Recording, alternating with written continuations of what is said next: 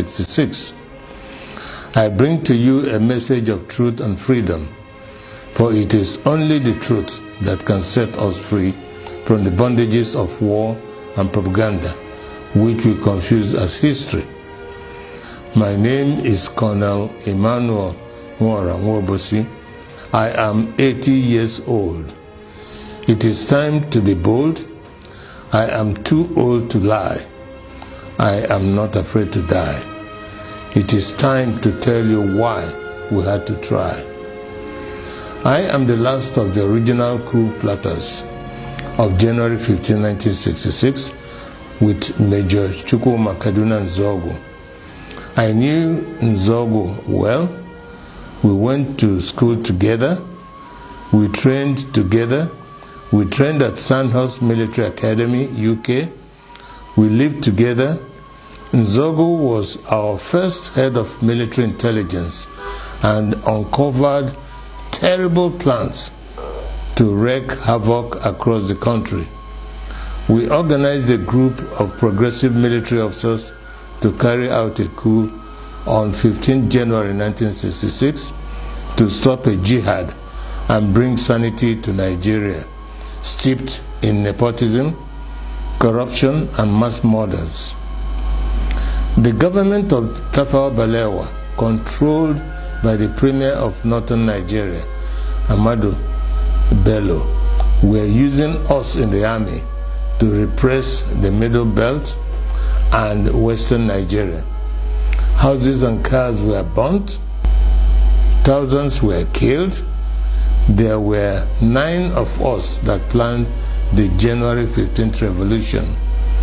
Majors Nzogo, Anuforo, Ifajuna, Ademoyega, Chukwuka, Okafor, Onwachukwu, and Obienu, and myself.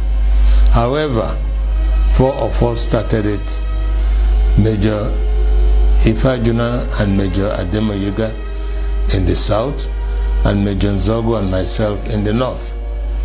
We then united as a single revolution. I am the last of the 4 original revolutionaries. None published the complete truth. Only me, Col Nwaobosi, is alive today to tell the final truth, so that the lies will not triumph forever. They used us to repress the Middle Belt and the Yorubas. When we saw genocide, we began to disobey orders and swore to stop them. For instance, Major Chris Anuforo refused to release mass murderers caught with weapons and was court-martialed. He was replaced by Major Hassan Katsina, a northern Muslim willing to act. I was in Abeokuta, but refused to repress Yorubas. Instead, I opened our barracks as a safe place for them to run to. They told many lies about the January 15 boys to justify their genocide, but it is those of us that planned the revolution that they should have killed, not the 3 million innocent Biafrans that knew nothing. For years, I kept quiet, blaming myself and wondering whether at 27 I was too radical, that my actions led to the death of millions. Today, the same evil in 1966 is being unleashed. As I watch, my sense of guilt has vanished, because we were not the evil. We were trying to stop the evil. That evil is radical Islamism. I have decided to speak out and warn the world of the impending disaster if we do not stop it. Each time radical Muslims plan a jihad in their religious mission to conquer the world, they will fail. But in the attempt, thousands and even millions will die. That happened to us in Biafra. At this point, let me differentiate between peaceful, law-abiding Muslims and radical Muslims who want to kill others, to force their religion on them. The problem is that wherever peaceful Muslims are, there are some radical Muslims amongst them. That is why they began a jihad in 1966. That is why we had to stop it. That is why they killed millions of our people. That is why we declared Biafra. Because we are a peaceful people, and oil and water can never mix. My story is a warning to Nigerians.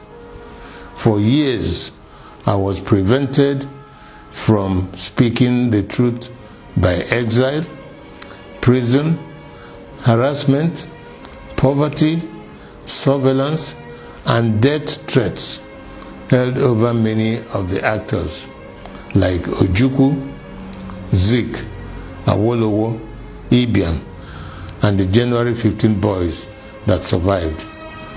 But as I watch today, many of the events that led to the revolution are happening again, like Boko Haram, Fulani militia, Niger Delta militants, Shiites, IPOB, and mass murders. Some people think we acted wrongly in carrying out the January 15th revolution, but they may not be fully aware of the realities then. We were trained by the British to be patriotic, to give the ultimate sacrifice for Nigeria, and to stop anyone acting against the nation. Instead of our leaders using us to defend Nigeria, they were using us to suppress the citizens. We decided to arrest them for their atrocities because no one was willing to act. Not Zik, the president, who was powerless, not Ironsi, the head of state of the army, who was a conservative. There were many reasons why we had to act. One, to stop the killings in Yoruba land and the Middle Belt by NPC, the ruling party. Two, to stop the invasion of Yoruba land on 17 January 1966. Three, to correct the massive rigging of the 1964 elections.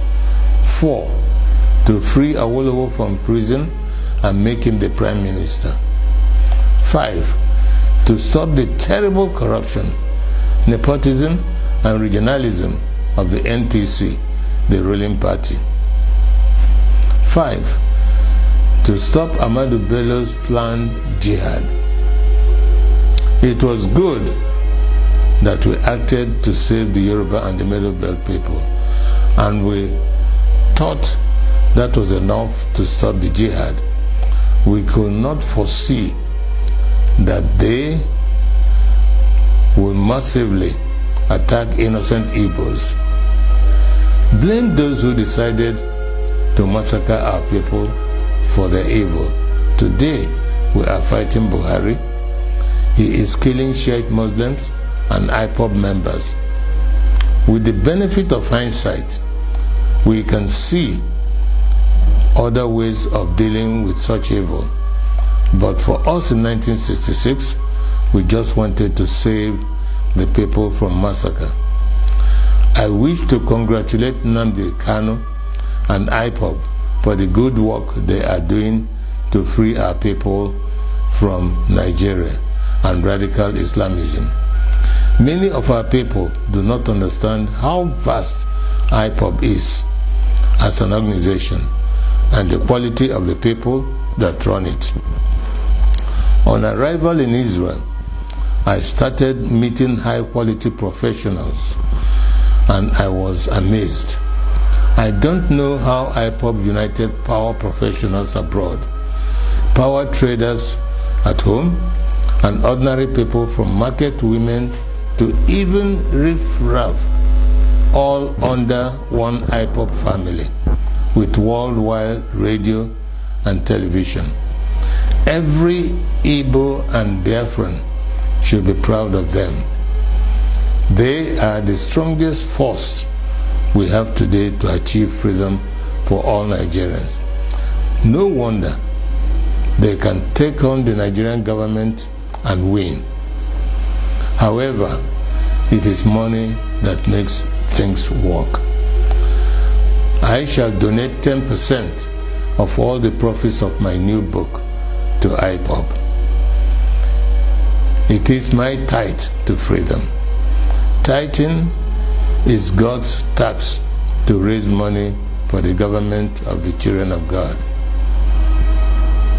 I urge you all to regularly do the same so we can have the resources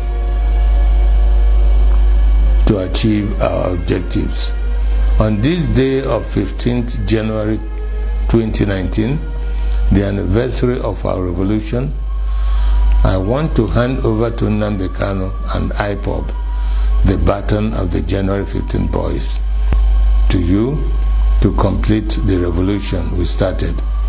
I am Col Nwaobosi, a chief and elder of the Obosi people. I bring to you the blessings of the ancients.